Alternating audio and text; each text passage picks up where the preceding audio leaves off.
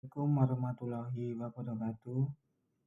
Perkenalkan, nama saya Wahyu Trito Wicaksono Aji dari program studi pendidikan sejarah. Di sini saya akan membacakan resumen buku yang berjudul Sejarah Peradaban Islam karya dari Dr. Badri Yatim MA. Di sini ada beberapa bab. Bab pertama yaitu riwayat hidup Nabi Muhammad sampai bab 15 yaitu peradaban Islam di Indonesia.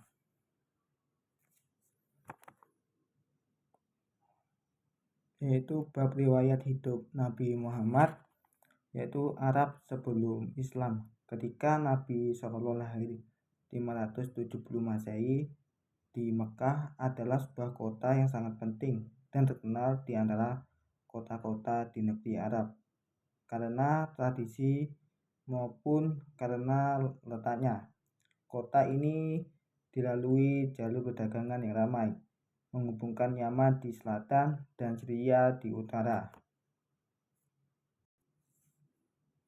Dengan adanya Ka'bah di tengah kota, Makkah menjadi pusat keagamaan Arab. Ka'bah adalah tempat mereka berziarah. Di dalamnya terdapat 360 berhala, mengelilingi berhala utama Hubal. Maka itu mencerminkan realitas kekusukan masyarakat Jazirah Arab dengan luas 1 juta mil persegi. Riwayat hidup Nabi Muhammad, dakwah dan perjuangan. Sebelum masa kerasulan, Nabi Muhammad SAW adalah anggota Bani Hashim, suatu kabilah yang kurang berkuasa dalam suku Quraisy. Kabilah ini memegang jabatan Sikayah. Nabi Muhammad lahir dari keluarga terhormat dan relatif miskin. Ayahnya bernama Abdullah, anak Abdul Muthalib, seorang kepala suku Quraisy yang besar pengaruhnya. Ibunya adalah Aminah binti Wahab dari Bani Zurah. Tahun kelahiran Nabi dikenal dengan nama Tahun Gajah 570 Masehi.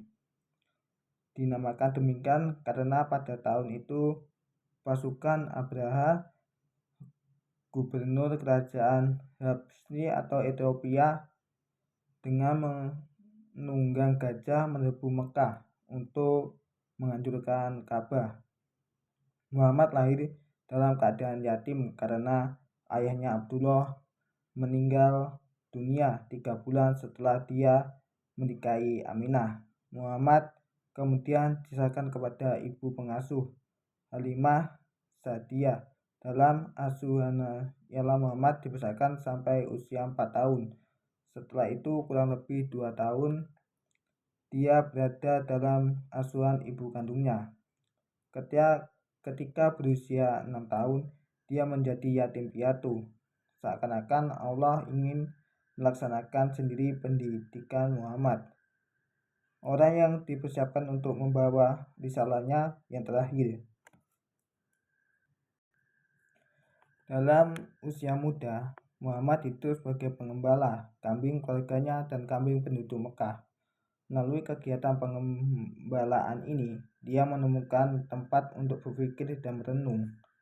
Dalam suasana demikian, dia ingin melihat sesuatu di balik semuanya. Pemikiran dan perenungan ini membuatnya jatuh dari segala pemikiran nafsu duniawi, sehingga ia terhindar dari berbagai macam noda yang dapat merusak namanya. Nabi Muhammad ikut untuk pertama kali dalam khalifah dengan ke Syria atau Syam dalam usia baru 12 tahun. Khalifah itu dipimpin oleh Abu Thalib. Dalam perjalanan ini di Busah, sebelah selatan Syria, ia bertemu dengan pendeta Kristen bernama Buhairah. Pendeta ini melihat tanda-tanda kenabian pada Muhammad sesuai dengan penduduk cerita-cerita Kristen. Pada usia ke-25, Muhammad berangkat ke Syria membawa barang dagangan saudagar, wanita kaya raya yang telah lama menjanda. yaitu Khadijah.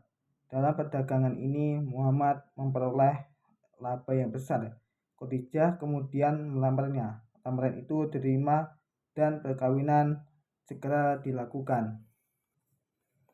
Ketika itu Muhammad berusia 25 tahun dan Khadijah 40 tahun. Dalam perkembangan selanjutnya, Khadijah adalah wanita pertama yang masuk Islam dan banyak membantu Nabi dalam perjuangan menyebarkan Islam. Peristiwa penting yang memperlihatkan kebijaksanaan Muhammad terjadi pada usia 30 tahun. Waktu itu bangunan Ka'bah rusak berat. Perbaikan Ka'bah dilakukan secara gotong royong. Para penduduk Mekah membantu pekerjaan itu dengan angkat dan meletakkan Hajar Aswad di tempatnya semula. Timbul perselisihan. Setiap suku merasa berhak melakukan tugas terakhir dengan terhormat itu. Menjelang usianya yang ke-40, dia sudah terlalu biasa memisahkan diri dari kegalauan masyarakat, berkontemplasi ke Gua Hira beberapa kilometer di utara Makkah. Di sana Muhammad mula-mula berjam-jam kemudian berhari-hari, serta faktur pada tanggal 17 Ramadan 611 Masehi, mereka dipilih muncul di hadapannya, menyampaikan wahyu Allah yang pertama. Setelah wahyu pertama itu datang, Jibril tidak muncul lagi untuk beberapa lama. Sementara Nabi Muhammad menantikannya dan selalu datang ke Gua Hira. Dalam keadaan menanti itulah turun wahyu yang membawa perintah kepadanya. Dengan turunnya perintah itu, mulailah Rasulullah berdakwah. Pertama-tama, beliau melakukannya secara diam-diam di lingkungan sendiri dan di kalangan rekan-rekannya. Karena itulah orang yang pertama kali menerima dakwahnya adalah keluarga dan sahabat dekatnya. Selanjutnya yaitu masa kemajuan Islam 1, yaitu Khilafah Rasyidah. Nabi Muhammad SAW tidak meninggalkan wasiat tentang siapa yang akan menggantikan beliau sebagai pemimpin politik umat Islam setelah beliau wafat. Beliau tampaknya menyerahkan persoalan tersebut kepada kaum muslimin sendiri untuk menentukannya. Karena itulah tidak lama setelah beliau wafat, belum lagi jenazahnya dimakamkan, sejumlah tokoh Muhajirin dan Ansor berkumpul di balai kota Bani Saidah, Madinah. Mereka menyuarakan siapa yang akan dipilih menjadi pemimpin. Musyawarah itu berjalan cukup alot karena masing-masing pihak menjadi pemimpin umat Islam. Namun dengan semangat ukhuwah Islamiyah yang tinggi, akhirnya Abu Bakar terpilih. Rupanya semangat keagamaan Abu Bakar mendapat penghargaan yang tinggi dari umat Islam, sehingga masing-masing pihak menerima dan membiatnya sebagai pemimpin umat Islam. Setelah Rasul, Abu Bakar disebut Khalifah Rasulullah atau pengganti Rasul, yang dalam perkembangan selanjutnya disebut Khalifah saja. Khalifah adalah pemimpin yang diangkat sesudah Nabi wafat untuk menggantikan. Abu Bakar menjadi khalifah hanya 2 tahun. Pada tahun 634 Masehi ia meninggal dunia. Masa sesingkat itu habis untuk menyelesaikan persoalan dalam negeri, terutama tantangan yang ditimbulkan oleh suku-suku bangsa Arab yang tidak mau tunduk lagi kepada pemerintah Madinah. Abu Bakar meninggal dunia, sementara barisan depan pasukan Islam sedang mengancam Palestina, Irak, dan kerajaan Hira. Ia diganti oleh tangan kanannya, yaitu Umar bin Khattab. Ketika Abu Bakar sakit dan merasa ajalnya sudah dekat, ia bermusyawarah dengan para pemuka sahabat, kemudian mengangkat Umar sebagai penggantinya dengan maksud untuk mencegah kemungkinan terjadinya perselisihan dan perpecahan di kalangan umat Islam. Di zaman Umar, golongan ekspansi atau perluasan daerah kekuasaan pertama terjadi di ibu kota Syria, Damaskus, jatuh tahun 635 Masehi, dan setahun kemudian setelah tentara Bizantium kalah di pertempuran Yarmouk, seluruh daerah Syria jatuh ke bawah kekuasaan Islam. Dengan memakai Syria sebagai basis ekspansi, diteruskan ke Mesir di bawah pimpinan Amr ibn As dan ke Irak di bawah pimpinan Sa'ad ibnu Abi Waqqas. Iskandaria, ibu kota Mesir, ditaklukkan tahun 641 Masehi. Umar memerintah selama 10 tahun. Masa jabatannya berakhir dengan kematian. Dia dibunuh oleh seorang budak dari Persia bernama Abu Lulu'ah. Untuk menentukan penggantinya, Umar tidak menempuh jalan yang dilakukan Abu Bakar. Dia menunjuk 6 orang sahabat dan meminta kepada mereka untuk memilih salah seorang di antaranya menjadi khalifah. Di masa pemerintahan Utsman, Armenia, Tusnia, Kiprus, Rhodes, dan bagian tersisa di Persia, Troksosania, dan Tabaristan berhasil direbut. Ekspansi Islam pertama berhenti sampai di sini. Pemerintah Utsman berlangsung selama 12 tahun. Pada paruh terakhir masa kekhalifahannya, muncul perasaan tidak puas dan kecewa di kalangan umat Islam terhadapnya. Kepemimpinan Utsman memang sangat berbeda dengan kepemimpinan Umar. Setelah Utsman wafat, masyarakat beramai-ramai membiat Ali bin Abi Thalib sebagai khalifah. Ia memerintah hanya 6 tahun. Selama masa pemerintahannya, ia menghadapi berbagai pergolakan. Tidak ada masa sedikitpun dalam pemerintahannya yang dapat dikatakan stabil. Khalifah Bani Umayyah memasuki masa kekuasaan Umayyah yang menjadi awal kekuasaan Bani Umayyah.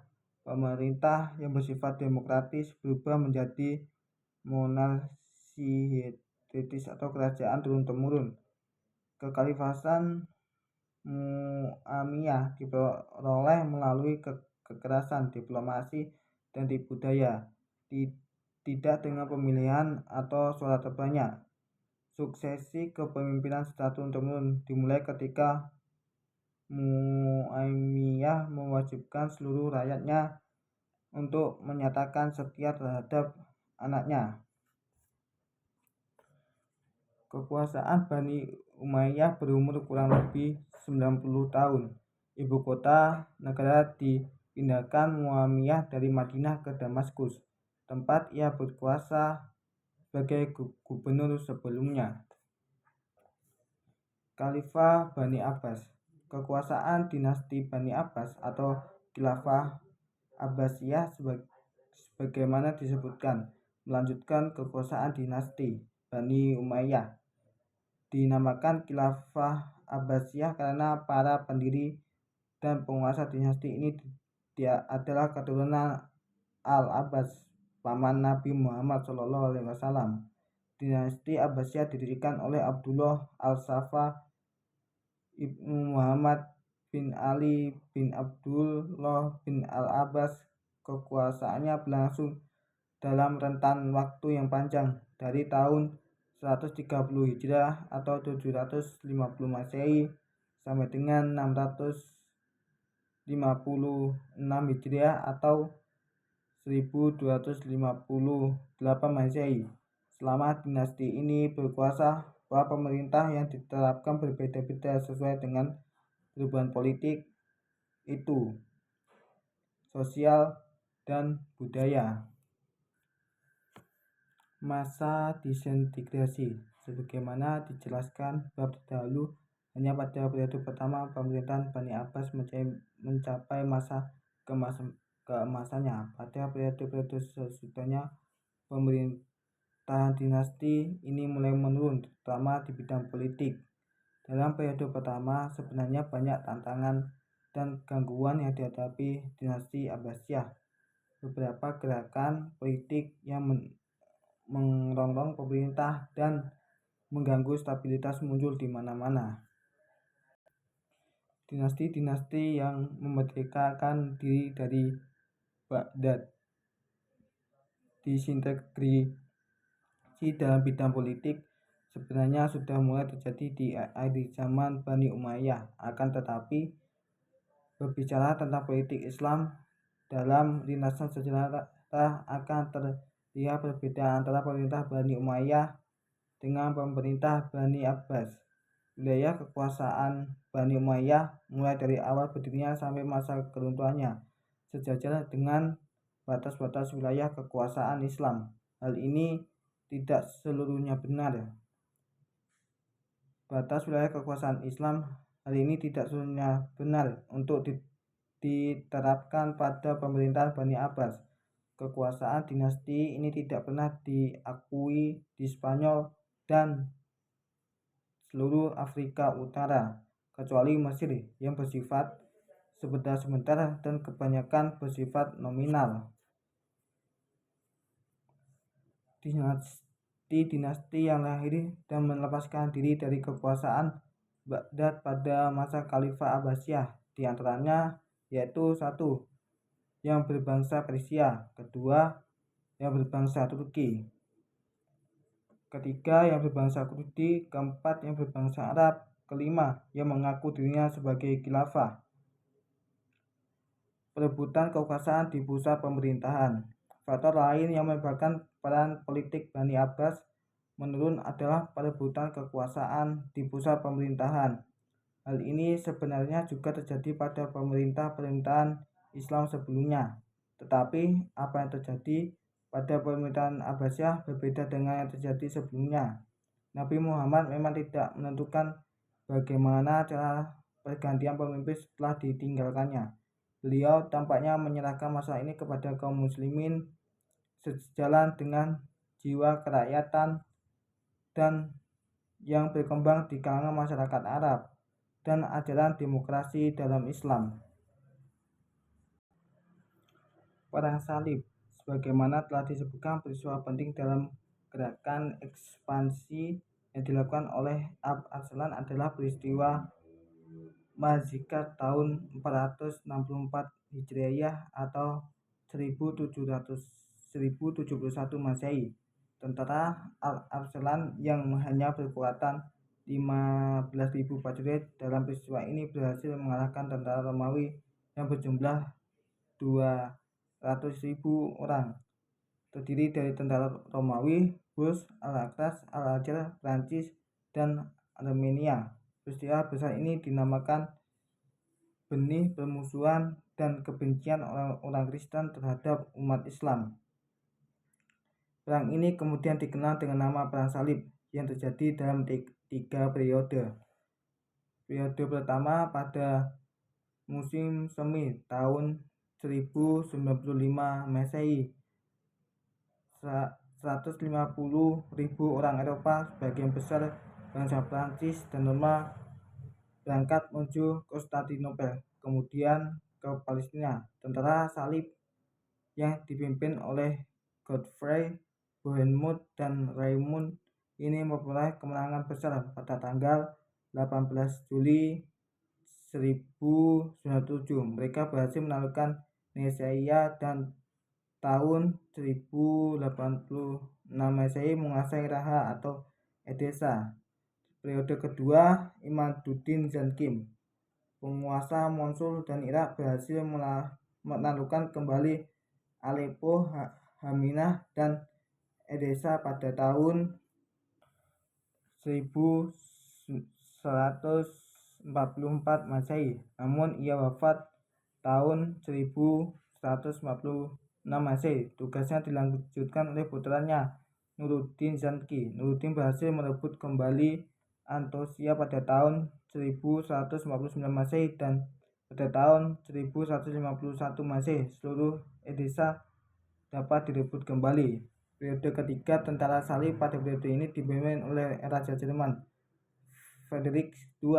Kali ini mereka berusaha merebut Mesir lebih dahulu sebelum ke Palestina dengan harapan dapat bantuan dari orang Kristen Kitbi pada tahun 1219 Masehi. Mereka berhasil menduduki Dimyat, raja Mesir dari dinasti Ayyubiyah. Waktu itu Al-Malik Al-Kamil membuat perjanjian dengan Frederick. Isinya antara lain Frederick bersedia melepaskan Dimyat, sementara Al-Malik Al-Kamil melepaskan Palestina. Selanjutnya yaitu sebab-sebab kemunduran pemerintahan Bani Abbas. Berakhirnya kekuasaan dinasti Seljuk atas Baghdad atau Khilafah Abbasiyah merupakan awal dari periode kelima. Pada periode ini, Khalifah Abbasiyah tidak lagi berada di bawah kekuasaan suatu dinasti tertentu, walaupun banyak sekali dinasti Islam berdiri. Di samping kelemahan Khalifah, banyak faktor lain yang menyebabkan Khalifah Abbasiyah menjadi mundur. Masing-masing faktor tersebut saling berkaitan satu sama lain. Dapat diantaranya ada sebagai berikut. Yang pertama yaitu persaingan antar bangsa. Kedua, kemerosotan ekonomi. Ketiga, konflik keagamaan. Yang keempat yaitu ancaman dari luar. Islam di Spanyol dan pengaruhnya terhadap Renaissance di Eropa. Masuknya Islam ke Spanyol. Sebagaimana disebutkan dalam bab 3, Spanyol diduduki umat Islam pada zaman Khalifah Al-Walid, salah satu seorang khalifah dari Bani Umayyah yang berpusat di Damaskus. Sebelum penaklukan Spanyol, umat Islam telah menguasai Afrika Utara yang menjadikannya sebagai salah satu provinsi dari dinasti Bani Umayyah. Penguasaan sebelumnya atas Afrika Utara itu terjadi di zaman Khalifah Abdul Malik. Dalam proses penaklukan Spanyol terdapat 3 pahlawan Islam yang dapat dikatakan paling berjasa memimpin satuan pasukan ke sana. Mereka adalah Tarif bin Malik, Tarif bin Ziyad, dan Musa bin Nusafir. Perkembangan Islam di Spanyol di sini ada beberapa periode. Yang pertama yaitu periode pertama tahun 711 sampai 755 Masehi. Pada periode ini Spanyol berada di bawah pemerintah para wali yang diangkat oleh Khalifah Bani Umayyah yang berpusat di Damaskus. Pada periode ini stabilitas politik negeri Spanyol belum tercapai secara sempurna. Gangguan masih terjadi baik dari dalam maupun dari luar. Selanjutnya periode kedua tahun 755 sampai 912 Masehi. Pada periode ini Spanyol berada di bawah pemerintahan seorang yang bergelar Amir atau panglima atau gubernur, tetapi tidak tunduk kepada pusat pemerintahan Islam yang ketika itu dipegang oleh Khalifah Abbasiyah di Baghdad. Amir pertama adalah Abdurrahman I yang memasuki Spanyol tahun 138 Hijriah atau 755 Masehi dan diberi gelar Al-Dahlil atau yang masuk ke Spanyol. Selanjutnya periode ketiga yaitu tahun 1912 sampai 1013 Masehi. Periode ini berlangsung mulai dari pemerintahan Al-Rahman III bergelar An-Nasir sampai munculnya raja-raja kelompok yang dikenal dengan sebutan Muluk Al-Tawaif. Pada periode ini Spanyol diperintah oleh penguasa dengan gelar khalifah. Penggunaan gelar khalifah tersebut bermula dari berita yang sampai kepada Abdurrahman III. Selanjutnya periode keempat. Pada periode ini Spanyol terpecah menjadi lebih dari 30 negara kecil di bawah pemerintahan raja-raja golongan atau Al-Muluku Tawalis yang berpusat di satu kota seperti Seville, Cordova, Toledo, dan sebagainya. Periode kelima, pada periode ini Spanyol Islam meskipun masih terpecah dalam beberapa negara, tetapi terdapat satu kekuatan yang dominan yaitu kekuasaan dinasti Murabitun dan dinasti Muwahhidun. Periode ke-6, Islam hanya berkuasa di daerah Granada di bawah dinasti Bani Ahmad. peradaban kembali mengalami kemajuan seperti di zaman Abdurrahman An-Nasir. Akan tetapi secara politik, dinasti ini hanya berkuasa di wilayah yang kecil. Kemajuan peradaban. Dalam masa lebih dari 7 abad kekuasaan Islam di Spanyol, umat Islam telah memperoleh kejayaan di sana. Banyak ekspansi yang mereka peroleh, bahkan pengaruhnya membawa Eropa dan kemudian dunia kepada kemajuan yang lebih kompleks, yaitu ada kemajuan intelektual, ada filsafat, sains, fikih, musik dan kesenian, bahasa dan sastra. Kedua, kemegahan pembangunan fisik, ada Cordova, Granada.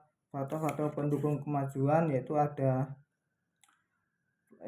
selanjutnya penyebab kemunduran dan kehancuran, yaitu konflik Islam dengan Kristen, tidak adanya ideologi pemersatu, kesulitan ekonomi, tidak jelasnya sistem pendidikan, kekuasaan, yang terakhir yaitu keterpencilan. Pengaruhnya peradaban Spanyol Islam di Eropa. Kemajuan Eropa yang terus berkembang hingga saat ini banyak berhutang budi kepada khazanah ilmu pengetahuan Islam yang berkembang di periode klasik. Masa kemunduran ini ada beberapa sebab. Yang pertama, bangsa Mongol dan dinasti Ilkhan. Jatuhnya kota Baghdad pada tahun 1258 Masehi ke tangan bangsa Mongol bukan saja mengakhiri Khilafah Abbasiyah di sana, tetapi juga merupakan awal dari masa kemunduran politik dan peradaban Islam, karena Baghdad sebagai pusat kebudayaan dan peradaban Islam yang sangat kaya dengan khazanah ilmu pengetahuan itu ikut pula lenyap dibungkuskan oleh pasukan Mongol yang dipimpin Hulagu Khan. Selanjutnya yaitu serangan Timur Leste. Setelah lebih dari 1 abad, umat Islam menderita dan berusaha bangkit dari kehancuran akibat serangan bangsa Mongol di bawah Hulagu Khan. Malapetaka yang tidak kurang dahsyatnya datang kembali, yaitu serangan yang juga dari keturunan bangsa Mongol. Berdasarkan dari Hulagu Khan dan keturunannya pada dinasti Ilkhan, penyerangan kali ini sudah masuk Islam, tetapi sisa-sisa kebiadaban dan kekejaman masih melekat kuat. Dinasti Mamalik di Mesir. Kalau ada negeri Islam yang selamat dari kehancuran akibat serangan-serangan bangsa Mongol, baik serangan Hulagu Khan maupun Timur Leste, maka negeri itu adalah Mesir, yang ketika itu berada di bawah kekuasaan dinasti Mamalik. Karena negeri itu terhindar dari kehancuran, maka persambungan perkembangan peradaban dengan masa klasik relatif dilihat, dan beberapa di antara prestasi yang pernah dicapai pada masa klasik bertahan di Mesir.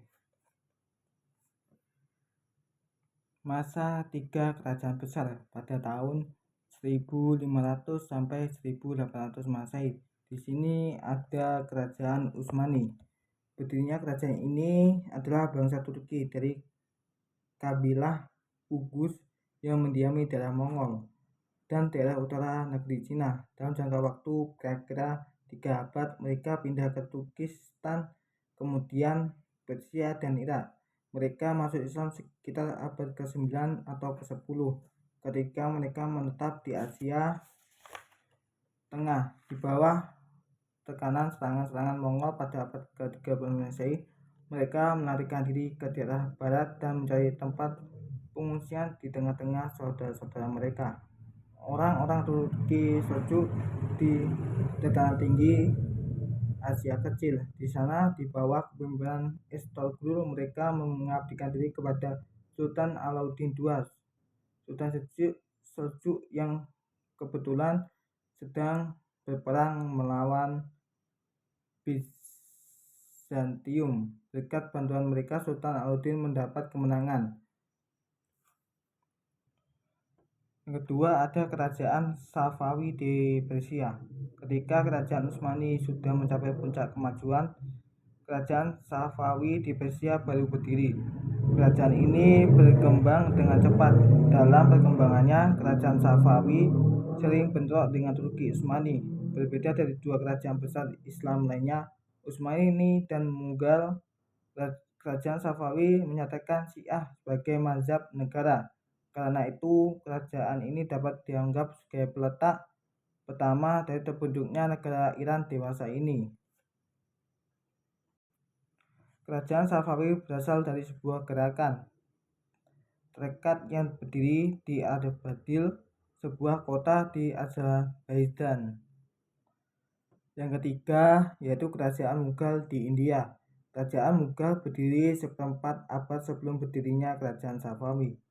Di antara ketiga kerajaan besar Islam tersebut, kerajaan inilah yang termuda. Kerajaan Mughal bukanlah kerajaan Islam pertama di anak benua India. Awal kekuasaan Islam di wilayah India terjadi pada masa Khalifah Al-Walid dari dinasti Bani Umayyah.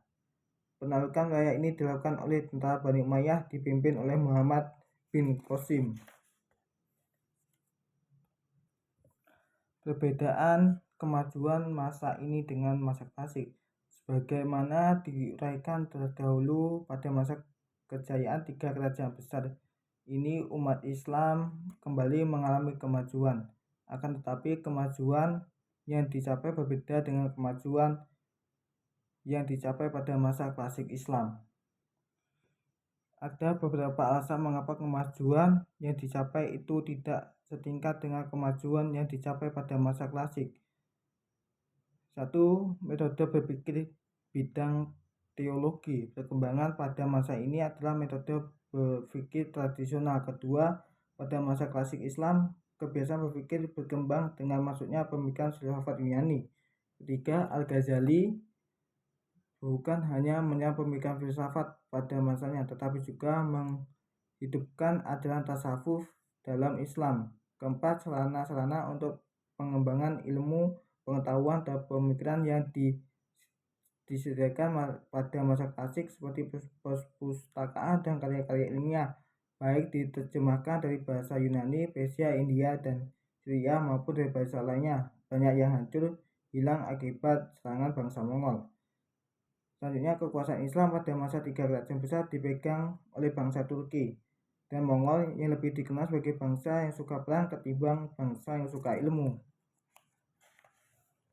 Pusat-pusat kekuasaan Islam pada masa ini tidak berada di wilayah Arab dan tidak pula oleh bangsa Arab. Kemunduran tiga kerajaan besar yang sudah dijelaskan tadi adalah Kerajaan Safawi, Kerajaan Umayyah, dan Kerajaan Mughal. Kemunduran dan kehancuran Kerajaan Safawi. Semeninggal Abbas I, Kerajaan Safawi berturut-turut diperintah oleh 6 raja, yaitu Safiz Mirza, Abbas II, Sulaiman, Husain, Tahmasp II, dan Abbas III. Pada masa raja tersebut, kondisi Kerajaan Safawi tidak menunjukkan grafik yang naik dan berkembang, tetapi justru memperlihatkan kemunduran yang akhirnya membawa kepada kehancuran. Selanjutnya yaitu kemunduran dan runtuhnya Kerajaan Mughal. Setelah 1,5 abad dinasti Mughal berada di puncak kejayaan, para prajurit Aurangzeb tidak sanggup mempertahankan kebesaran yang telah dibina oleh sultan sebelumnya pada abad ke-18 Masehi. Kerajaan ini memasuki masa kemunduran, kekuasaan politik mulai merosot. Suksesi kepemimpinan di tingkat pusat menjadi ajang perebutan. Gerakan separatis Hindu di India Tengah, Sikh di Belantara, dan Islam di bagian timur semakin lama semakin mengancam. Kemunduran Kerajaan Utsmani. Setelah Sultan Sulaiman Al-Kanuni wafat, Kerajaan Turki Utsmani mulai memasuki fase kemundurannya. Akan tetapi, sebagai sebuah kerajaan yang sangat besar dan kuat, kemunduran ini tidak langsung terlihat. Sultan Sulaiman Al-Kanuni diganti oleh Salim II.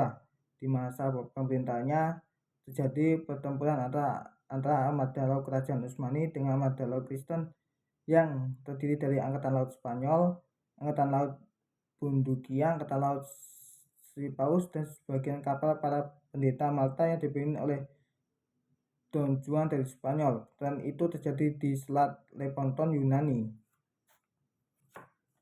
Kemajuan Eropa Barat bersama ternyata dengan kemunduran 3 kerajaan Islam di periode pertengahan sejarah Islam. Eropa Barat, biasa disebut dengan bangsa Barat, sedang mengalami kemajuan dengan pesat. Hal ini berbanding terbalik dengan masa klasik sejarah Islam. Ketika itu, peradaban Islam dapat dikatakan paling maju, memancarkan sinarnya ke seluruh dunia. Sementara Eropa sedang berada dalam masa pembodohan dan keterbelakangan. Kemajuan Eropa atau Barat memang bersumber dari khazanah ilmu pengetahuan dan metode berpikir Islam yang rasional. Penjajahan Barat atas dunia Islam dan perjuangan kemerdekaan negara-negara Islam. Pertama, ada Renaissance di Eropa. Pada awal kebangkitannya, Eropa menghadapi tantangan yang sangat berat di hadapannya. Masih terdapat kekuatan-kekuatan atas perang Islam yang sulit dikalahkan, terutama kerajaan Utsmani yang berpusat di Turki. Tidak ada jalan lain. Mereka harus menembus lautan yang sebelumnya hanya dipandang sebagai dinding yang membatasi gerak mereka. Mereka melakukan berbagai penelitian tentang rahasia alam, berusaha menaklukkan lautan dan menjelajahi dunia yang sebelumnya masih diliputi kegelapan. Selanjutnya kedua, yaitu ada penjajahan Barat terhadap dunia Islam di anak benua India dan Asia Tenggara. India ketika berada pada masa kemajuan pemerintahan Kerajaan Mughal adalah negeri yang kaya dengan hasil pertanian. Hal ini mengundang Eropa yang sedang mengalami kemajuan untuk berdagang ke sana. Di awal abad ke-17 Masehi, Inggris dan Belanda mulai menginjakkan kaki di India. Pada tahun 1611 Masehi, Inggris mendapat izin menanamkan modal, dan pada tahun 1617 Masehi, Belanda mendapatkan izin yang sama.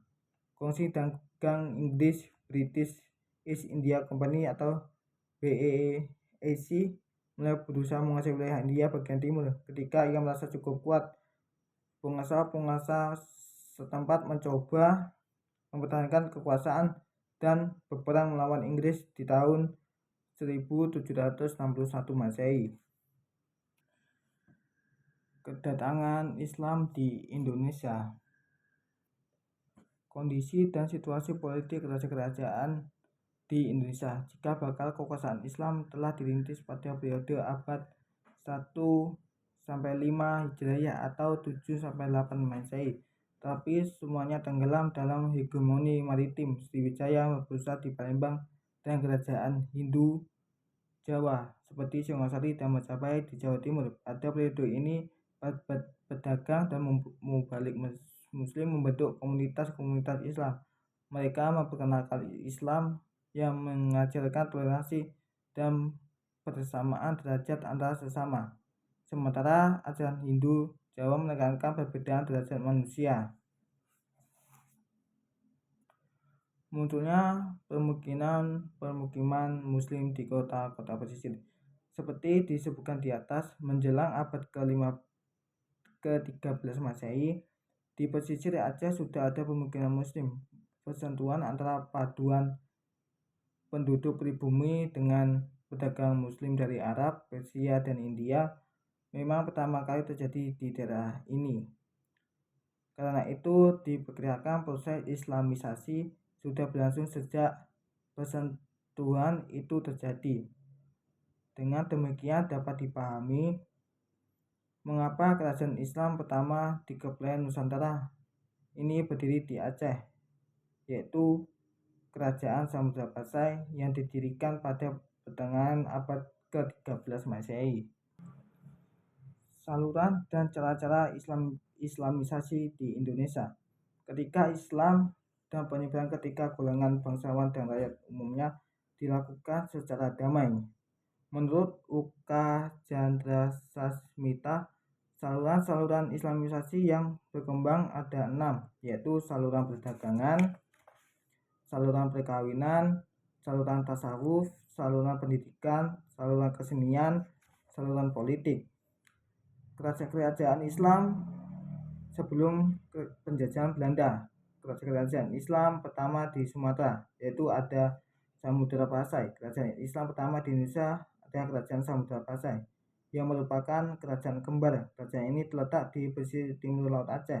Kemunculannya sebagai kerajaan Islam diperkirakan mulai awal tahun pertengahan abad ke-13 Masehi, sebagai hasil dari proses Islamisasi di daerah-daerah pantai yang pernah disinggahi pedagang-pedagang muslim sejak abad ke-7 sampai 8 Masehi dan seterusnya. Kedua, ada Kerajaan Aceh Darussalam. Kerajaan Aceh terletak di daerah yang dikenal sekarang dengan nama Kabupaten Aceh Besar. Di sini pula terletak ibu kotanya. Kurang begitu diketahui kapan kerajaan ini sebelumnya berdiri. Anas Mahmud berpendapat kerajaan Aceh berdiri pada abad ke-15 Masehi di atas puing-puing kerajaan Lamuri oleh Muzaffar Shah. Dialah yang membangun kota Aceh Darussalam. Tumbuh dan berkembangnya kerajaan-kerajaan Islam di Jawa. Pertama ada Kerajaan Demak. Bagaimana telah disebutkan dalam bab terdahulu, perkembangan Islam di Jawa bersamaan waktunya dengan melemahnya posisi Raja Majapahit. Hal itu memberi peluang kepada penguasa-penguasa Islam di pesisir untuk membangun pusat-pusat kekuasaan yang independen. Di bawah pemimpinan Sunan Ampel,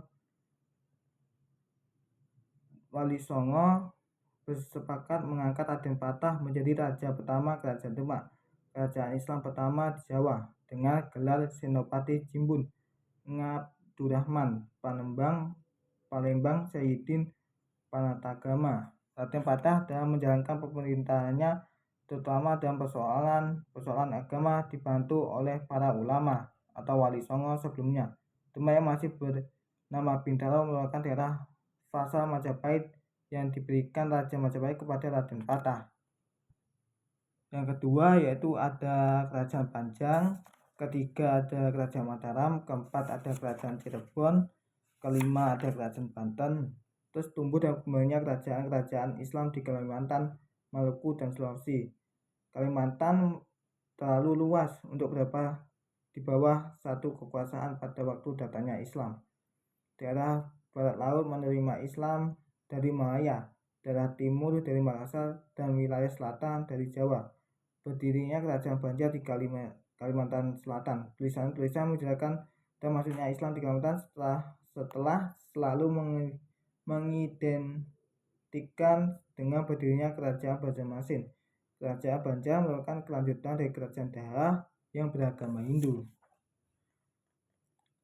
Selanjutnya Kutai di Kalimantan Timur. Menurut risalah Kutai, 2 orang penyebar Islam tiba di Kutai pada masa pemerintahan Raja Mahkota.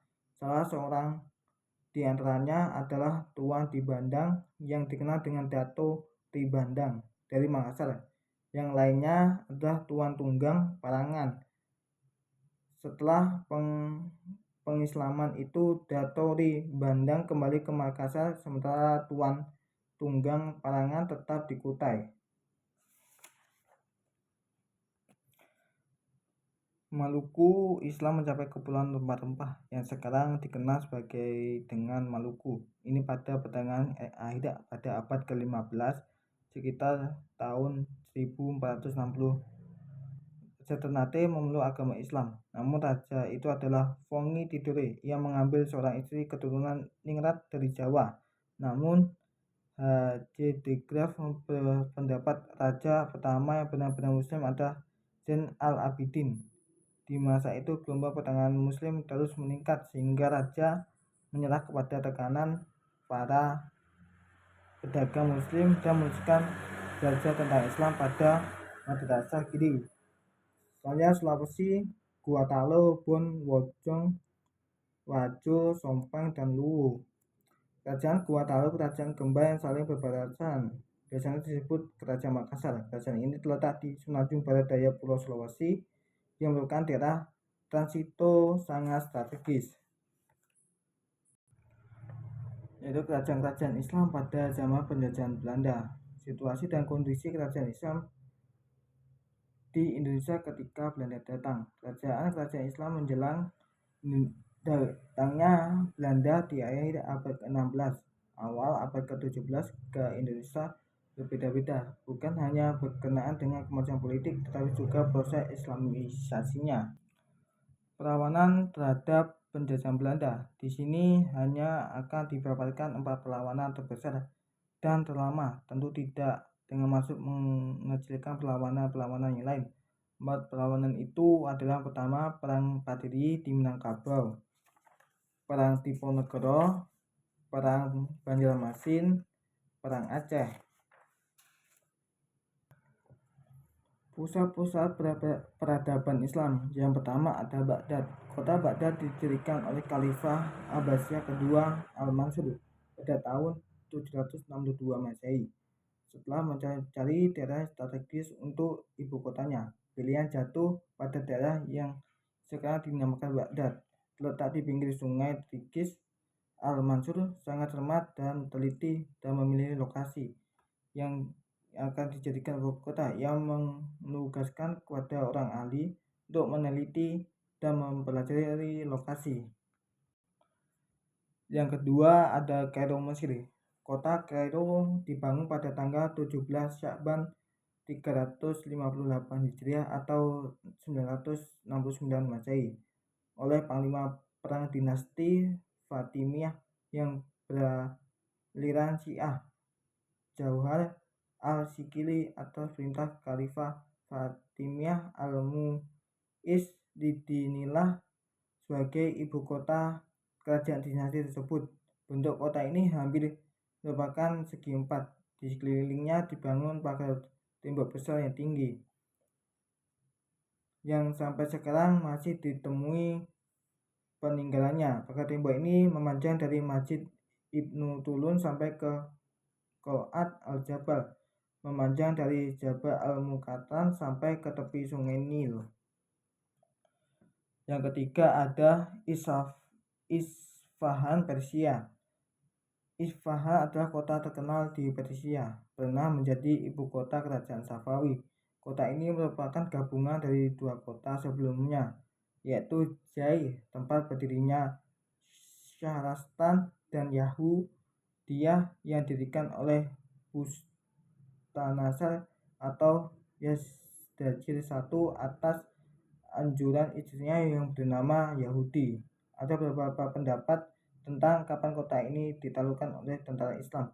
Pendapat pertama mengatakan penaklukan itu terjadi pada tahun 19 Hijriah atau 640 Masehi di bawah pimpinan Abdullah bin Abbas atas perintah Umar bin Al-Khattab untuk menaklukkan kota Jai yang merupakan salah satu ibu kota provinsi Persia waktu itu. Yang keempat ada Istanbul, Turki. Istanbul adalah ibu kota kerajaan Turki Utsmani.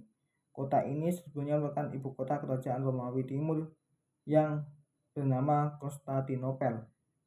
Konstantinopel sendiri sebelumnya sebuah kota bernama Bizantium, terletak di Selat Bosporus, yang oleh Konstantin, Kaisar Romawi, dimaksudkan untuk menjadi ibu kota kerajaannya yang baru, kerajaan Romawi. Maksud itu memang tidak jadi dilaksanakan, akan tetapi ketika kerajaan Romawi pecah menjadi 2, Romawi Barat dan Romawi Timur, tahun 395